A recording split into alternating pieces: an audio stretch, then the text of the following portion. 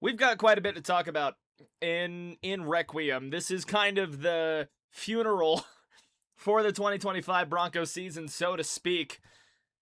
Man, I just what a rough way to go out. The Denver Broncos drop the AFC title game to the Pats 10-7. The Pats are able to outlast them as the snow began to blast the field. And there's quite a few things to kind of take away from this.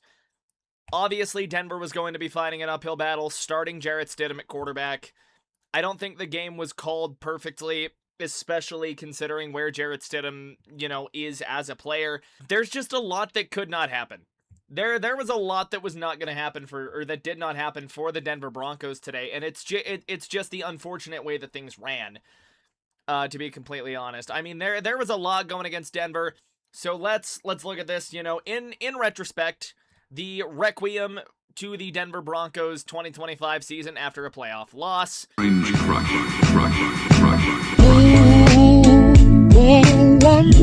So I mean we look at the game recap right here. Box score it all you want. But just the team stats from the get-go.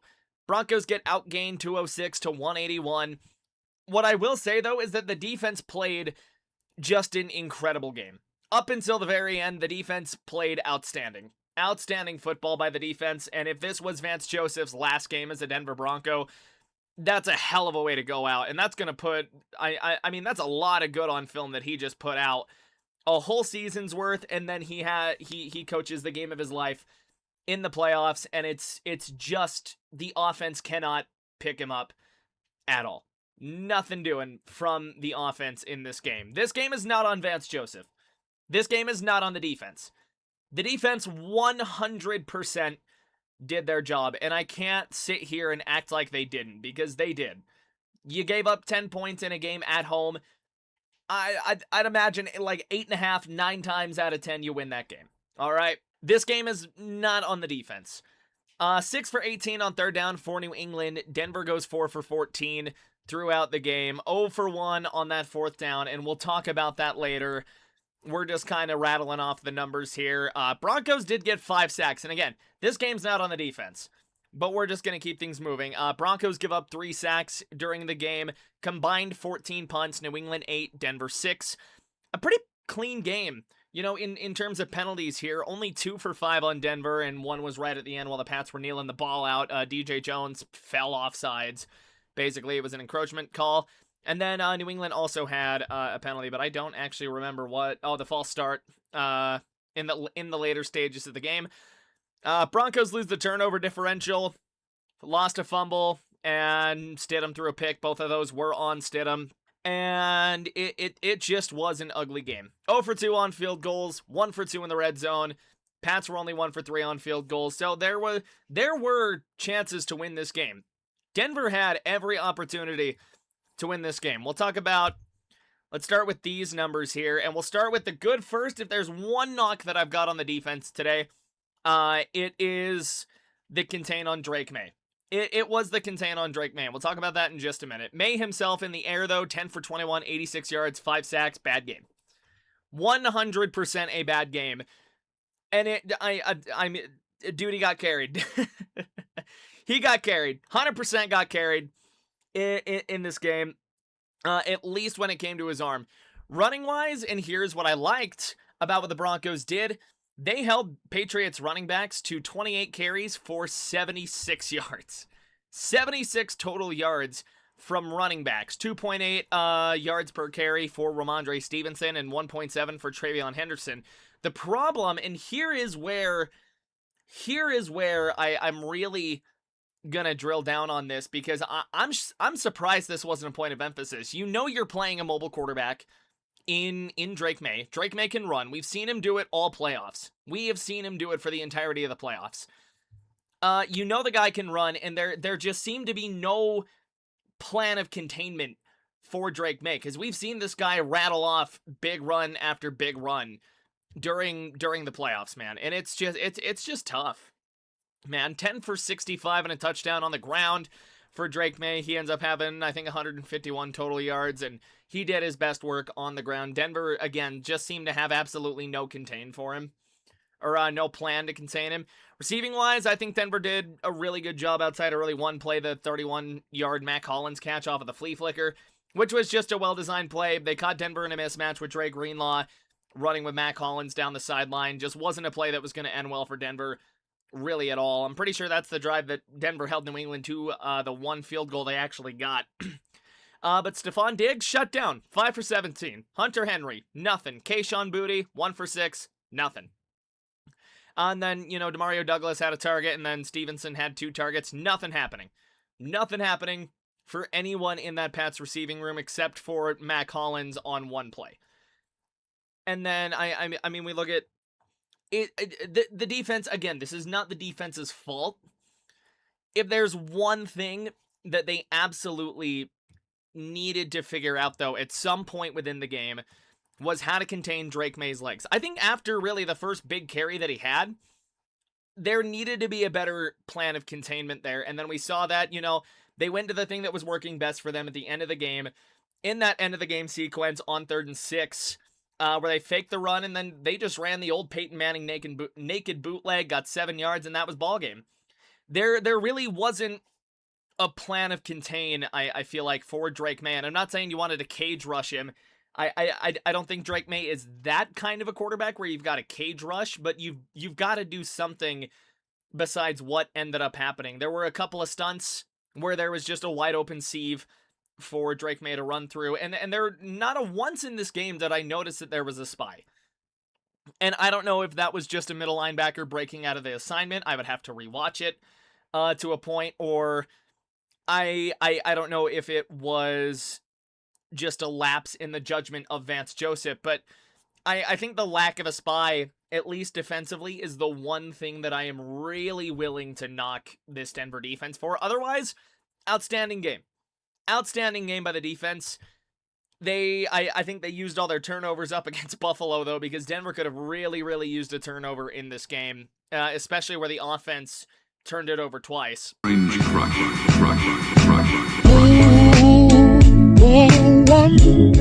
Speaking of the offense, it was ugly. And we talked about the total team stats as well. 181 total yards, 102 through the air, 79 on the ground in total for Denver. Jarrett Stidham, he played like a backup. He played like a backup quarterback. 17 of 31, 133, 1 touchdown, and what would ultimately become the game-sealing interception. Took 3 sacks. He had that fumble that led to the New England touchdown, which ultimately helped them win, obviously. There just was not anything working offensively outside of that second possession. And as the elements continued to get worse, we saw the offense very much continue to get worse. And yeah, no, you make a great point, Bok Choy, too. I mean, the drops were everywhere. And I said this during the broadcast, too, that Courtland Sutton has had probably the worst string of drops that I have ever seen that man have. I have seen him make some incredible catches in his career, but he hit probably the worst slump that I've ever seen. And I think that leads me to my first takeaway. Denver needs to get a legitimate number 1 wide receiver. I don't know if that looks like they're drafting somebody in the first round. I don't know if there's somebody in free agency they want to go get. I know there's some disgruntled receivers. I mean, the front office and the coaching staff would have to make the decision on who they like or who might mesh in this locker room, because I don't think this team wants to bring in an A.J. Brown. But one way or another, Denver has to go out and get a wide receiver. And like, I love Courtland Sutton as much as the next guy. I absolutely love Courtland Sutton as much as the next guy, but I don't think, I definitely think he is in the bottom tier of number 1 wide receivers in the league. And you can see that. Defenses do not need to dedicate as many resources to guarding a Courtland Sutton, and that just lets all of their guys kind of sit there and just play one-on-one with the Broncos receivers. There's no major concern when a defense is playing against Courtland Sutton other than maybe getting a jump ball, but the way Courtland's been dropping the ball during this stretch, I mean, you have to have a legitimate conversation about getting a better number 1 over the offseason. I think that is somewhere where Denver really, really needs to improve, and I think it needs to be quickly, because I don't know what kind of development we're going to get out of Pat Bryant in the offseason. I don't know if Marvin Mims becomes a more focal point in the game plan. I don't know. I don't know. And that's truly the crazy part here. I think Stidham does better if he's got someone that can go in and break the game like a Davante Adams, because we saw him in that one game against San Francisco when he had a Davante Adams. He was able to pick that 49er defense apart, and I'm pretty sure the Niners went to the Super Bowl that year with how good their defense was. But let's move on a little bit here. Rushing wise, again, just kind of a sorry effort here, and I think this needs to be something else that there's a conversation about. And maybe RJ Harvey develops into a true 3-down back, but right now he seems like a high potential 3rd-down back. That's kind of what it seems like to me. I don't think Denver has a real bruiser that you can run out there on 1st and 2nd down to just go drill out yardage, and I think that's been a problem for years now, ever since Javonte tore his ACL, because that's what Javonte was. That is exactly what Javonte Williams was. He had the ACL injury, and then he was never the same in a Broncos uniform. But Harvey goes 13 at 37, doesn't even average 3 yards a carry. Stidham 4 for 23. We saw him do a couple of nice things with his legs. Still not the best. And I mean, what have you. Jaleel McLaughlin 4 carries, 11 yards. He goes for the same average YPC as Harvey. I thought that he was right now probably the better out of the 2 backs. I don't know if I can say anything about that anymore. RJ is definitely probably the best active running back on the roster right now. I really thought that there was a chance that we would get JK back, and I think if you get Dobbins back, this could be a different ballgame. Not that JK is going to get 20 touches, but I do think he gets... I think he gets a chunk of Harvey's touches, and I think JK does more with those touches, is kind of what I'm getting at here. And then just the rest of the guys on the rushing front. I mean, Bidet had 4 yards on 1 carry. Prentice converted a 2nd or a 3rd and short with a 3-yard carry, and then Pat Bryant got that one really weird carry as well. Receiving wise, and here's where I am a little encouraged. Marvin Mims, 4 for 62. He's been the leading receiver in both of the Broncos playoff games. He's put up 155 yards, if I am correct, during this playoff stretch, which it has been... If there was one guy in the receiving room that truly stepped up during these last 2 playoff games, it was Marvin Mims. Marvin Mims, and here's kind of takeaway number 2, and they're both about the wide receivers, unfortunately, but Marvin Mims needs more snaps. I think Marvin Mims can be that kind of Tyreek Hill-esque player in an offense, where you can line him up at number 2, have him run downfield, and a team has to account for him. If there's, if I had to name a playoff MVP this year right now, yeah, Mims absolutely stepped up. If there's one guy that I would name playoff MVP, it's Marvin Mims. And the only reason for that is because Bo Nix was not playing. Now, that leads me kind of to takeaway number 3. Bo Nix was the final nail in the Broncos' coffin. We've seen them be able to fight through injuries this season. We've seen the resiliency of this team when it came to injuries. But so much of that also hung on Bo Nix because he could do what Bo Nix could do. And once that went away, I mean, I definitely think that we have seen how steep the drop-off can be from starter to backup, because you got to think, we have not seen Jarrett Stidham take a snap in 2 years. In 2 years, we have not seen Jarrett Stidham take a snap. And part of me wonders, too, if rust really did play a factor for Stidham. Because Stidham, man, Stiddy, he looked so worried in the pocket. He had happy feet. And part of that, I mean, the offensive line didn't really help him, but I don't think Stidham has the playmaking ability that Bo does. And it's just, I mean, there is just so much to kind of sift through here. But Marvin Mims played a hell of a game. A hell of a postseason.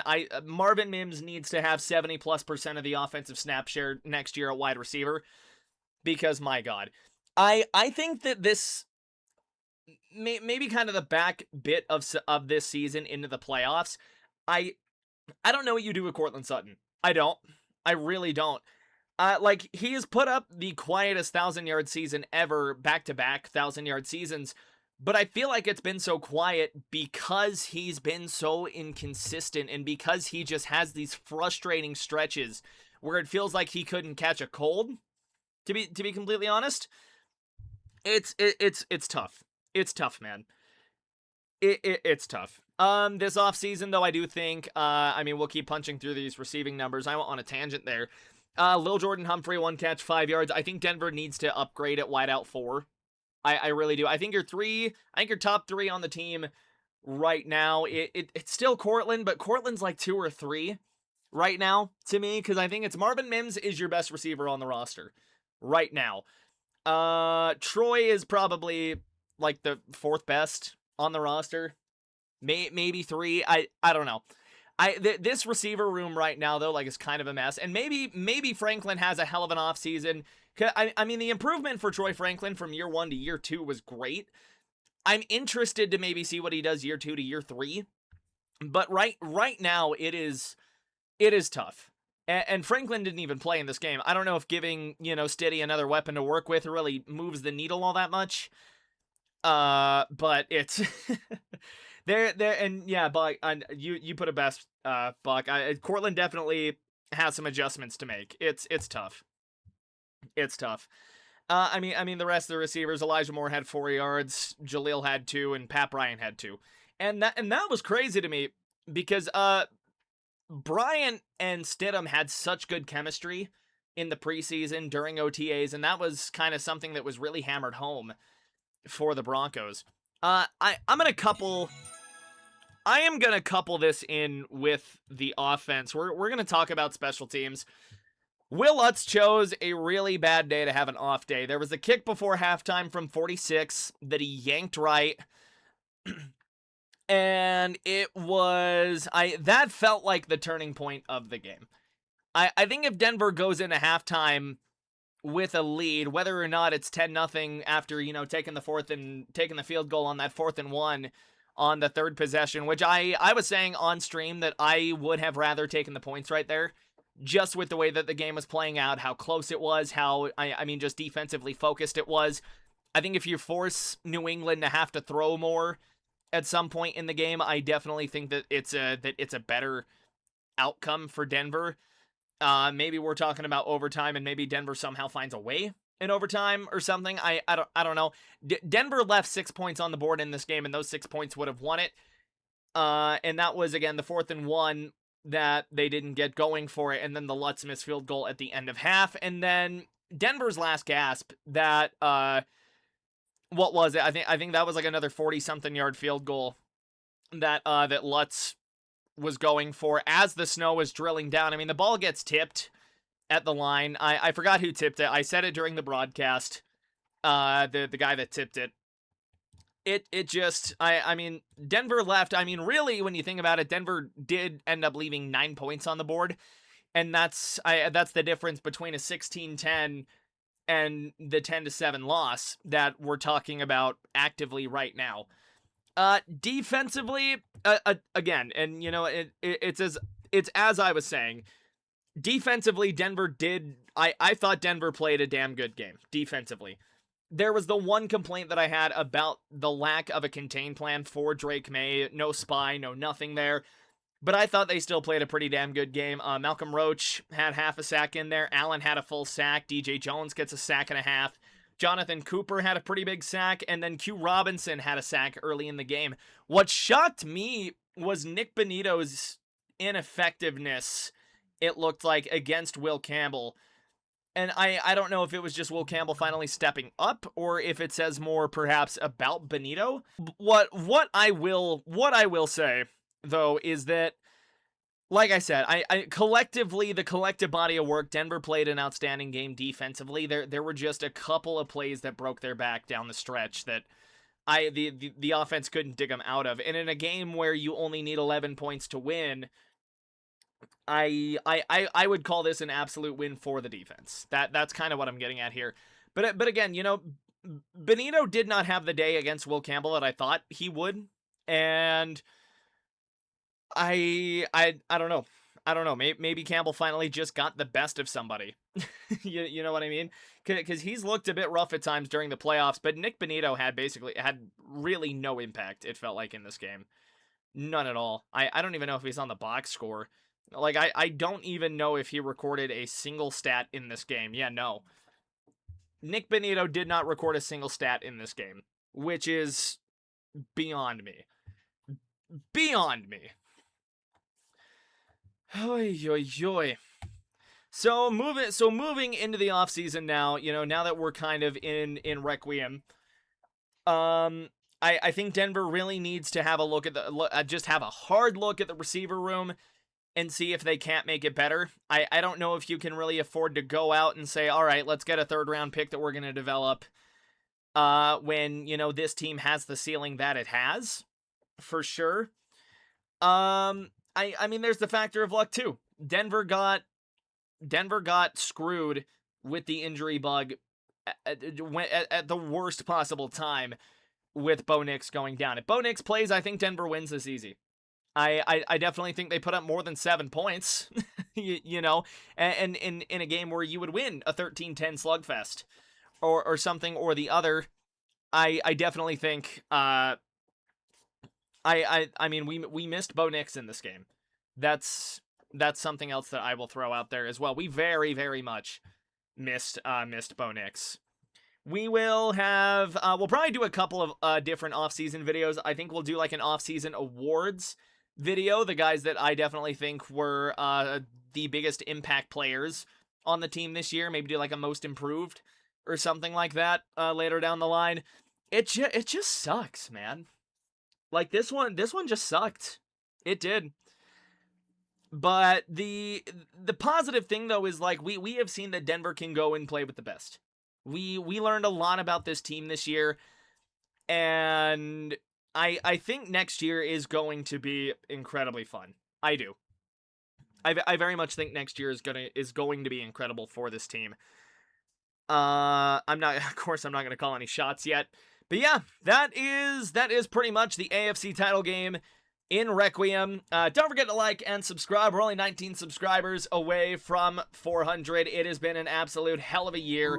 Big shout to Ender Games, my graphics guy. This one I actually did custom. Just to kind of screw around and see. I did that in my last video, so those were my 6 keys. I'd go say check that out, but it's legitimately irrelevant right now. Now that we've already played the game. Yeah, I mean, we're going to examine some stuff this offseason. I'll make some videos about it, and yeah, with that being said, thank you all so much. Thank you to Bok Choi as well for modding as always. Thank you to Ender for doing the same thing. Thank you to all the people that are out here supporting me. Appreciate the hell out of each and every one of you.